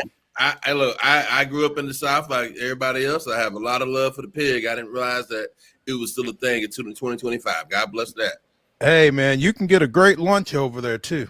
Oh, I bet. Oh, trust me. I remember those that fried chicken back in the day. I saw that little menu there. So respect to that, man. No doubt. Hey, what are your thoughts heading into this one tonight? You know, first of all, I got to say, I love the coaching matchup between James Franklin and Marcus Freeman. Marcus Freeman apparently is so handsome he can get away with that haircut. I mean, Jesus Christ, I don't know how he pulls it off, but I guess when you're that handsome, and clearly his wife thinks he's handsome as he has revitalized the South Bend school system with all his children that are up there. So, you know. Okay. I'm just saying the man's got like 7, 8 kids, man. So they hey. As long as Mr. and Mrs. Freeman are happy, that's all good. There's a Catholic joke to be made in there somewhere. Yeah, if you look hard enough. Yeah. No doubt. Well, there's a lot of ways you can go with that. We're gonna be good today, but and I mean, they really been kind of playing the big brother, little brother kind of role with respect to each other, and that's been fun. And as we know, unfortunately one of them has to lose. But that guarantees you're going to get a black coach in the college football championship, which has not happened yet, which, hey, this is a mark. This is good for those two guys. And getting back to James Franklin, I mean, this is a big game for both these coaches. You can ask who's got the more pressure. I would probably say James Franklin a little bit more because I don't think Notre Dame expected to be as far as they are this year, especially after they lost to Northern Illinois. But yet here they are, or here they is, as they say, and they are making it happen. So I'm intrigued. I'm looking forward to this game. I think it's going to be a fun watch. Should be a close ball game. I'm excited to watch it. I'm actually way more excited about this than the Ohio State-Texas game. You know, I think you make a heck of a point with the pressure being primarily or more so on James Franklin, because there are those that have said that he hasn't won a big game at Penn State, and there are those that would tell you that he still hasn't won a big game at Penn State, given the two opponents that they had to beat to get to this point. You know, I don't buy that, man. Come on now. I mean, so what are we going to do? If he beats Notre Dame, if we're going to say they weren't good either? Like, they're in the playoffs. Okay, either the playoffs matter or they don't. Which one is it? Like, what are we doing here? Like, we went through all this to get this 12-team playoff, to get all these teams in there, and then they win 2 games. Now, hey, look, you get a SMU team at home. Now, were they good or not? I thought they were a decent team this year. Now, getting them out of Texas, having to travel to State College, which, by the way, is one of the more difficult places to get to in college sports. Yes. Wonderful place once you're there. I covered Penn State. I enjoy my time at State College, but it is a difficult place to get there, especially, you find out you're going a week before, right? Mm-hmm. And if you throw in any kind of weather. Oh, boy, it is rough. Ironically, one of the more easy ways to get there is flying into Baltimore and then driving from Baltimore, which is crazy. You got to fly into a whole other state to get to the other place. Because it's about maybe 3 or so from Baltimore. It's a little bit of an easier drive. It's 2.5 from Pittsburgh and over 3 hours from Philly. You can fly into Harrisburg. The point is, it's not an easy place to get to. Right. And if you try to fly into there directly, they can't even get your plane in there. Because of the mountains? Well, not because that, but also the Penn State, the State College Airport's a small airport. Oh, not okay, a runway size. Your runway has to be a certain size. So yeah, we're getting the aeronautics, all types of stuff. Okay. Which again, these are all things the committee didn't necessarily think about with these kind of things. But hey, look, Penn State was the beneficiary of SMU. Maybe it's different. Let's say if Miami gets in, maybe that's a different ball game. I don't know, but we won't find out. The point is they are here. And if you go back to the beginning, I even wrote when I was at the Post-Gazette about how a 12-team playoff, Penn State would be one of the great beneficiaries of it. Because let's be real, when you're in that Big Ten and you got to go against Ohio State and Michigan every year, hey, man, that's going to be hard on anybody. That's basically like Auburn having to play Georgia and Alabama every year. Right. You know what I'm saying? So, hey, man, they won a lot of games. Now, again, I think Penn State does have a restrictor cap on how good they can be because of the location. But, hey, man, they're here, man. And I'm not going to disrespect James Franklin because of that. All right. What do you like about Penn State in terms of this matchup? Well, a lot of it would depend on if Abdul Carter can play in this game or not. He's coming in. They say he's going to be a game-time decision. His agent, which, by the way, his agent, right? Right. The Drew Rosenhaus, by the way, that's his agent because that's what we're doing these days. NIL and everything else was on Pat McAfee's show, which a whole other thing there. Yeah. You see where we're going here, right? This is what we're doing in sports journalism. But I digress. The agent said it really is a serious injury. It will be a game time situation with his shoulder if he can get warmed up. So that'll be one thing. Like if I were boots on the ground for that game, I'd be watching Abdul Carter to see how his warm-ups are going, to see if he can play. That if he is not, that takes a lot out of them. I do like Penn State's running game with those 2 running backs that are dynamic. We'll see if Drew Aller is ready for the big time. But I like Penn State's offense a lot against Notre Dame's defense. I also like Penn State's corners against those Notre Dame receivers. NUBYJAS, you bring up an interesting point when you talk about Drew Aller, and a couple things I want to tap into. When we get down to the Final Four, are we in that mode where maybe you just pick the team that's got the best quarterback play? Because if that's the case, I'm leaning Penn State in this game. I don't know that I trust Riley Leonard as much as I trust Drew Aller right now, especially the way he's been playing. I mean, look, I can't argue with you on that. I mean, and by the way, does this really feel like the Final Four? No. Yeah, I don't know how they got this set up, but a lot of people are probably tuning into this program right now, finding out for the first time there's a football game today. College football game today, pretty big one, right? But pretty big. Yeah. Pretty big one. But to answer Wade's question, yeah, if it comes down to it, in games like this, moments like this, I always lean with the better quarterback. And I believe that Drew Aller is the better quarterback in this game. Now, will that play out? I don't know, man. It's tough, man, because I think these are 2 closely matched teams.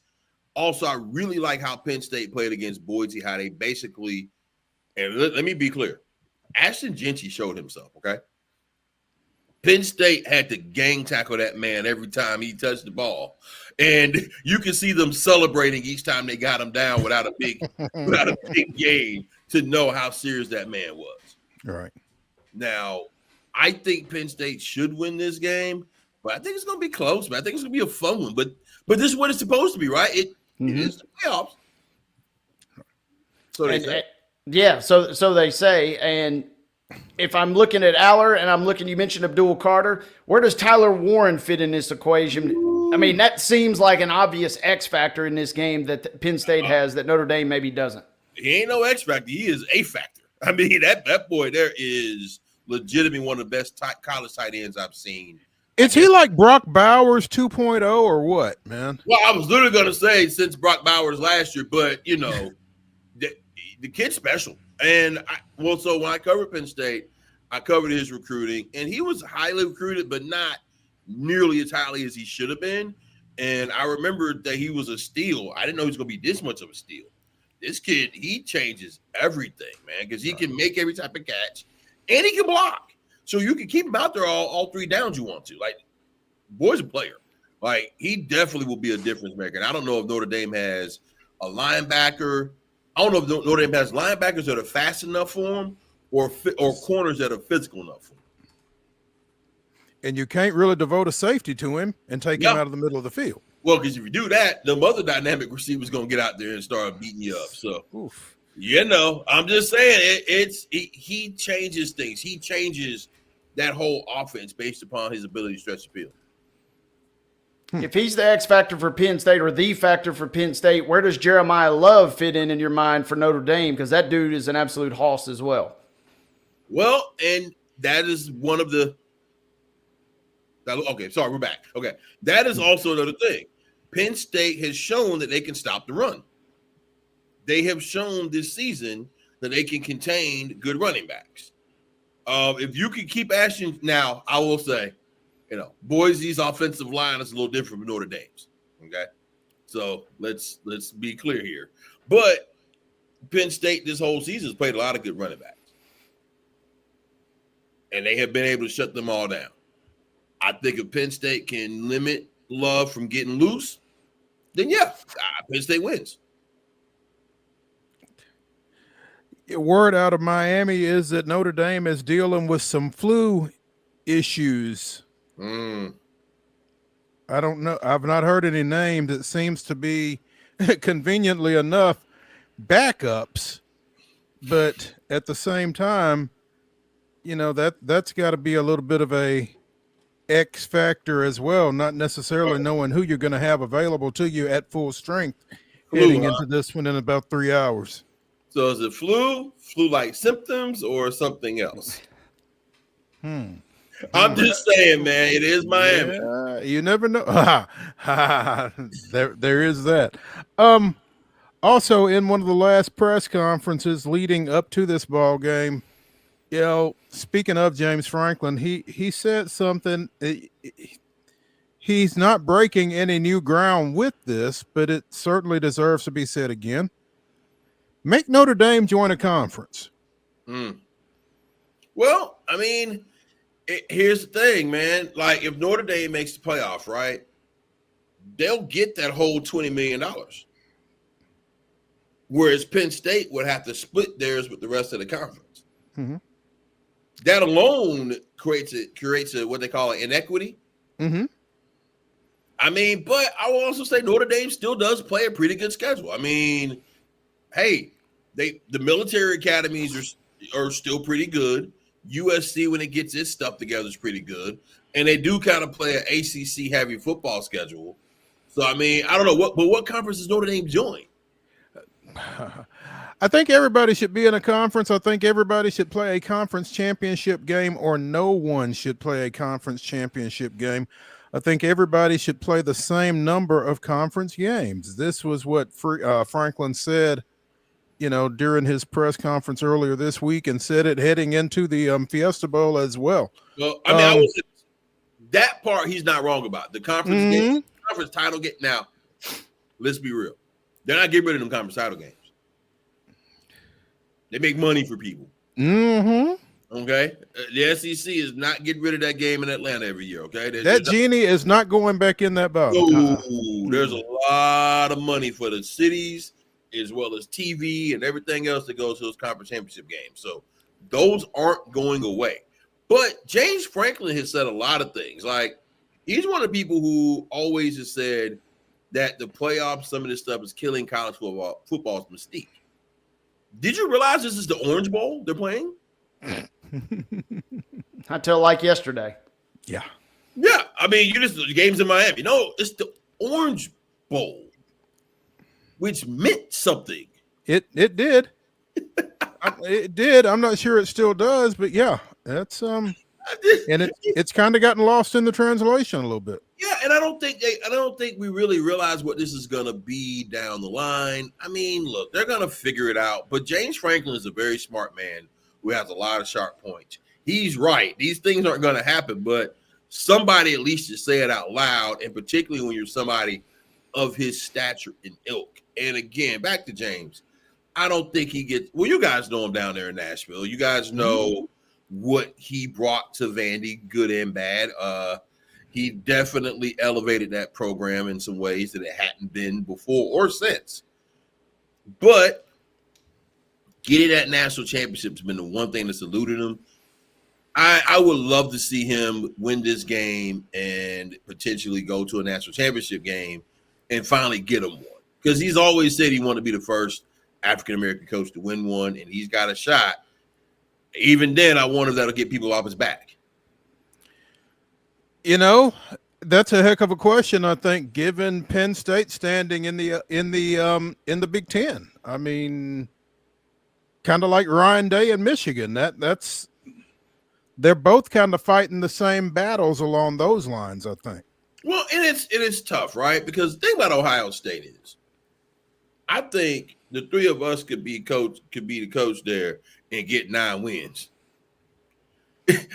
Just look, I mean, no, seriously, the talent. You're giving me too much credit. I don't know about Wade, but I want 10 wins at least. Come on now, they got a Mercedes at every position out there. Based on the talent and all the recruiting money and the NIL money, you're gonna win some games just by throwing the ball out there. Okay, I mean, you look at that roster, how much they've spent, everything else, and they got a bunch of good players that have been getting good players really for the last 40, 50 years. They've always had players. The problem with that Ohio State job is you're going to get fired one day. And typically, it's going to be messy. That's the only thing. You kind of got to be a crazy person to take that job. I'm with you there, NUBYJAS. Hey, and I wanted to ask you, this was something I had wrote down. Which of these 4 coaches, we're in a weird position. We talked about Franklin and Freeman, of course, and that unique angle, but we're in a position with 4 coaches who've kind of dealt with, lofty expectations. One of these guys is going to win the title.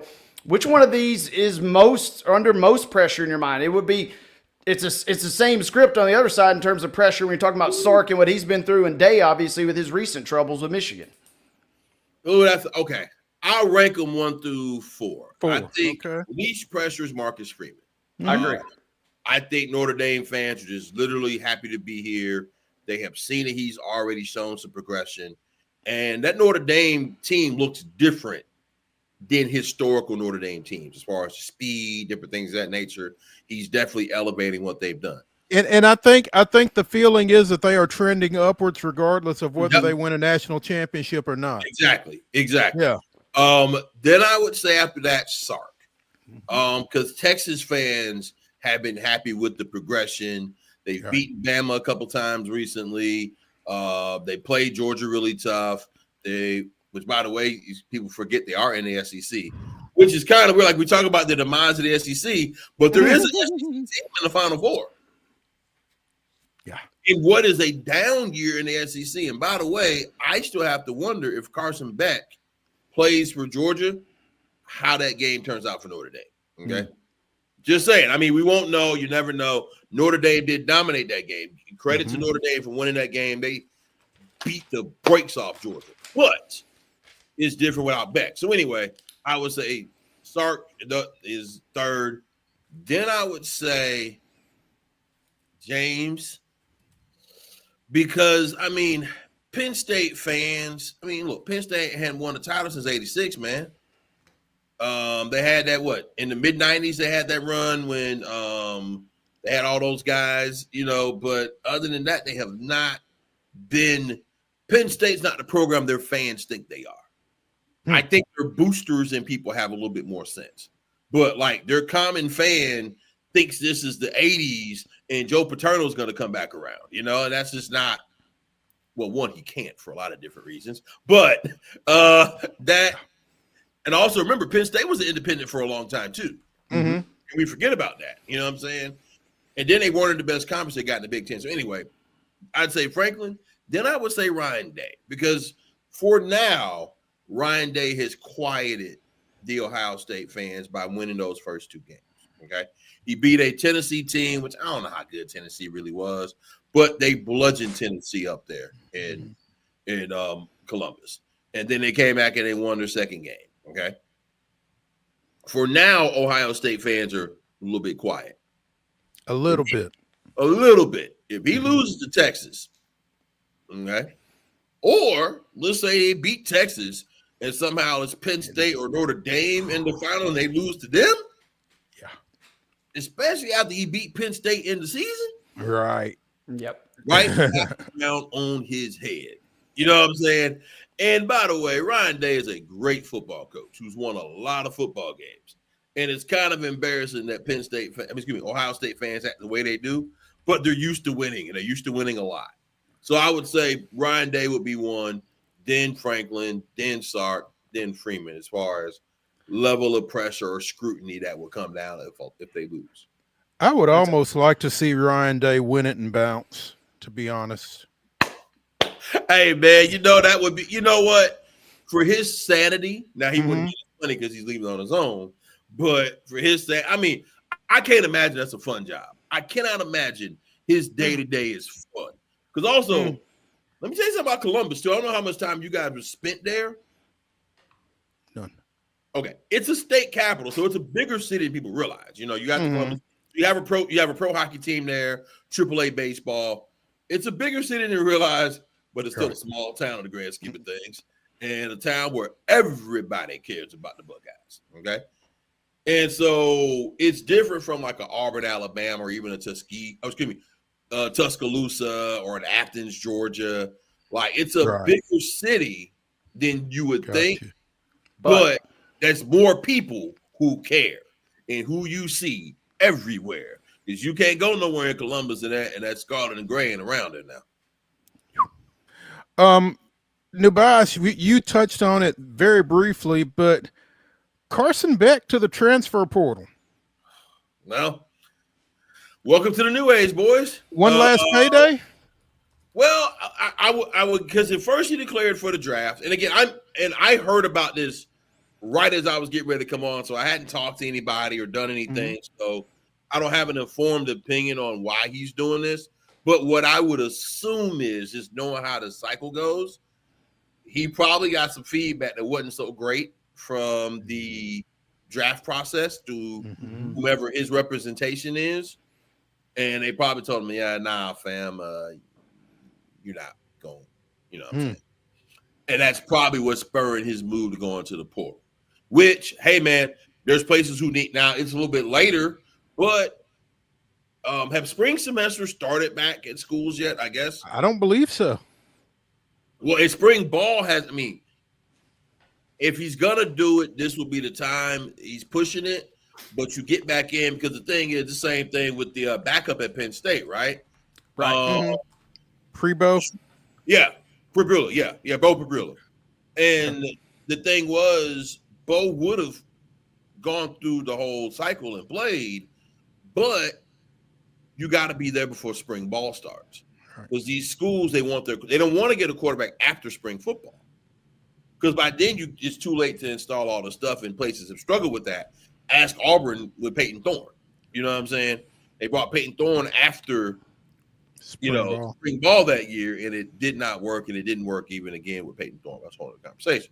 But the point is, I'm assuming there's going to be a school that's going to pay a Carson Beck a lot of money, and probably more than he would make in the league. Because I would assume, because here's the thing, as much as you're going to make an NIL, the real money or the bag, as the kids say, is still in the National Football League, right? Especially as a quarterback. So for him to be going back to school, that means I assume now. Again, I'm assuming, and sometimes you assume you're making a out of you, right? Yeah, but just knowing how the game goes, most likely he did not get the feedback he wanted to from the draft process and decided to go ahead on and go back to college. Which, hey, man, like we see these kids now go 6, 7, 8. I saw a kid, I think he's going his 9th year of eligibility somewhere. I can't remember where. You know what I'm saying? They'd be like, oh, well, get a job. Well, guess what? If you're going to make $150,000, $200,000 or in a quarterback case, maybe 7 figures in NIL, where else you going to make that kind of money? So there you go. NUBYJAS Wilborn joining us talking a little college football as we get ready for the playoff semifinals, quiet as it's kept. Again, Penn State, Notre Dame in the Orange Bowl tonight, Ohio State, Texas in the Cotton Bowl tomorrow. NUBYJAS, we appreciate you taking some time with us, man. As always. Man, I really appreciate you. I miss y'all boys, man. Yes, sir. You. We'll catch up. Yes, sir. Y'all be good. All right. Hey, we are going to roll through the final break of the day and roll into, as Wade calls it, the mini slate. Wade, catch us up on where we're at and tell us what's next. Man, the good news is the light is at the end of the tunnel. The bad news is we had to go through some wild battles to get there. And I'm not going to be able to pull this up. Did you see the stat that for bowl viewership, by the way? No. The ESPN put this out. Bowl viewership is like up out of this world. And no one's really sure what to pin that on just yet. But the bowls that were broadcast on ESPN are up absurd amounts this year. Is that got anything to do with the playoffs? Does anybody think, or what?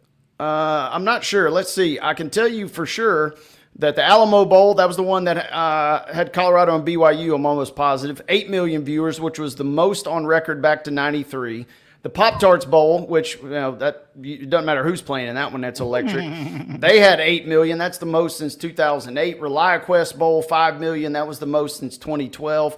So I'm not sure what to pin that on, but people were watching these bowls. And you and I, to the best of our ability, were trying to pick these during a little bit of our absence over the holiday break. We had a lot to catch up on. And we broke it down into 3 weeks of bowls. First bowl week, we both went 4-2-2. Bowl week number 2, 3-6-1 for you, 5-4-1 for me. And then bowl week 3, which was this most recent run. Man, it's a lot of bowls. We didn't even pick them all. Right. 4-5 for you, 6-3 for me. So that brings us up to speed. I got to tell on myself, I did not see my Michigan Wolverines pulling Alabama's pants down like that. But, hey, I'll be glad to be on the wrong side of that. As we mentioned, Justice Haynes just walked across the field and promptly put on a Michigan uniform as soon as that one was over. So that's awesome. That gets us kind of up to speed in terms of record, which brings us to tonight's game, Mo.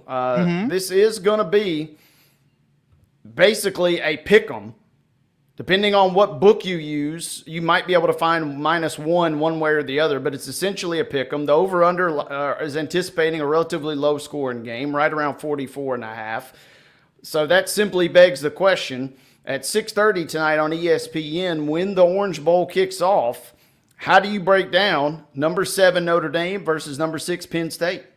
Man, I don't know if it's SEC bias or what it is, but I was shocked at what Notre Dame did to Georgia, and I'm not sure how much of a difference Carson Beck would have made in that game between, the kind of up and down performance that he had all year, and I mean, really, Gunnar Stockton, I felt like did some good things during the course of that ball game, and for Notre Dame to win that game the way they did, really kind of got my attention a little bit. NUBYJAS really made some great points about Penn State and almost kind of got me off of this, but I feel like this is a Notre Dame game. I think the Irish wins this ball game tonight.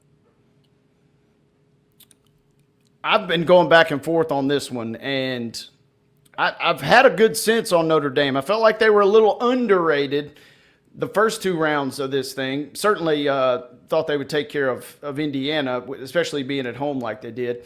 And I don't know, I had a feeling, even though I picked Georgia, I had a feeling that Notre Dame would play in that game. We both picked UGA. But, man, you're right. Notre Dame kind of manhandled them up front. They had their defensive end that was out. I thought that would be a big factor. I mean, it really didn't matter. They were kind of mauling the Bulldogs up front. So even though I didn't pick them last round, I kind of feel like mentally I almost did.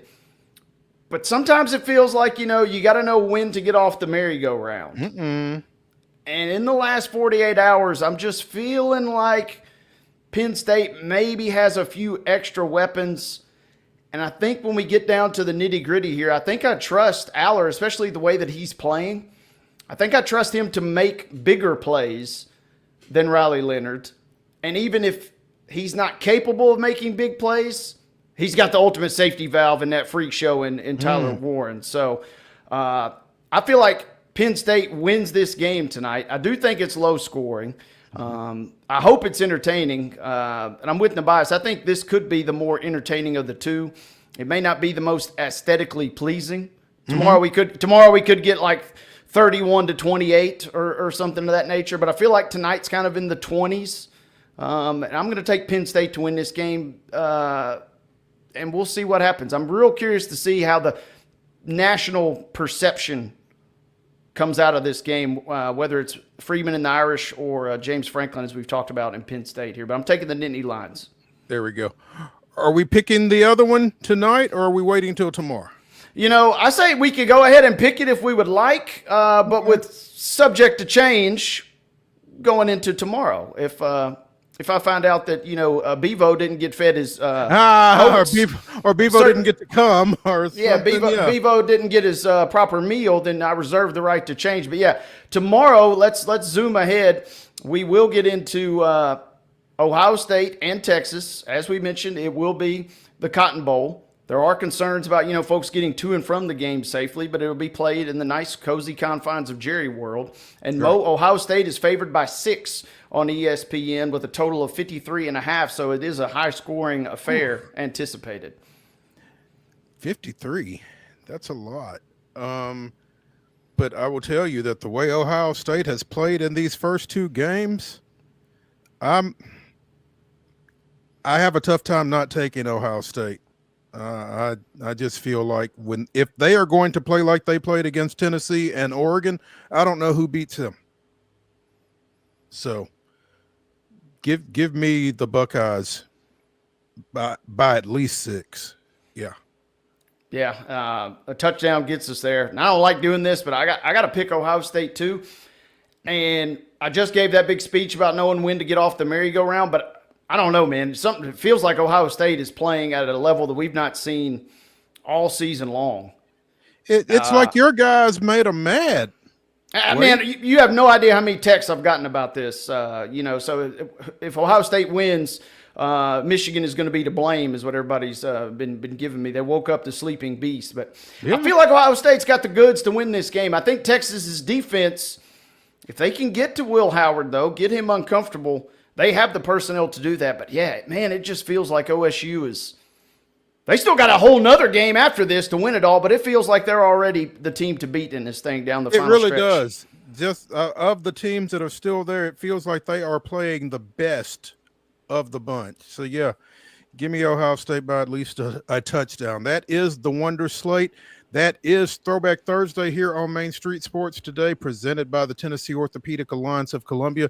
Be sure and join us tomorrow at 2 o'clock. We will have I forgot who we'll have. Check in at 2 o'clock and see. We'll talk to y'all then.